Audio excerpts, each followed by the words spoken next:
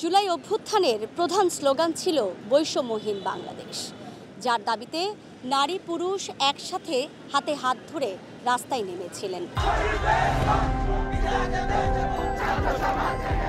জাতির অধিকারের কথা আসে তখন নারীদেরকে সামনে ঠেলে দেওয়া হয়, যখন নারীর ব্যক্তিগত অধিকারের কথা আসে, যখন সেটি নিয়ে এসে আওয়াজ তোলা হয় তখন তাকে পিছনে ফেলে দেওয়া হয়।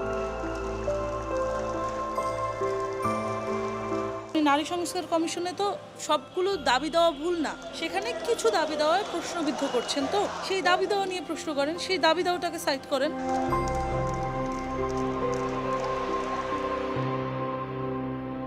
পুরুষরাই নারীদের অভিভাবক এবং তারা যেভাবে ঠিক করবে সেভাবে নারীর চলতে হবে।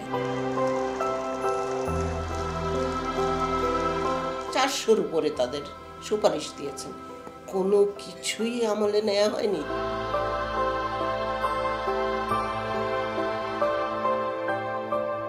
নারী বিষয়টা তো প্রত্যেক জায়গায় প্রযোজ্য, সে স্বাস্থ্য হোক, স্থানীয় সরকার হোক।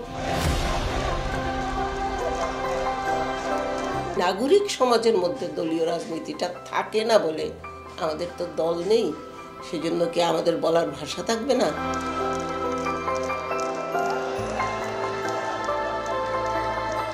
আজকে আমি একটা স্লোগান দিয়ে ভিডিও ছাড়ি, পুরুষের স্লোগানে বাজে মন্তব্য হবে না, আমার স্লোগানে আমাকে অ্যাসিনেশন দেওয়া হবে যে নারীরা দামি হিসেবে থাকবে, পুতুল হিসেবে থাকবে।